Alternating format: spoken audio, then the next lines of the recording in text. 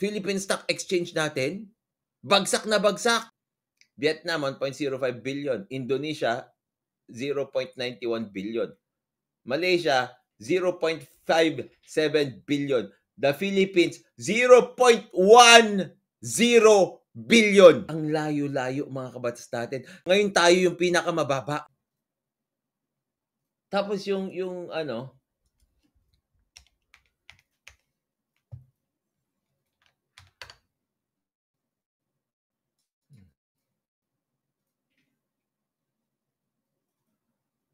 tapos yung Philippine Stock Exchange Index natin, mga kabatas natin, pababa lang ng pababa.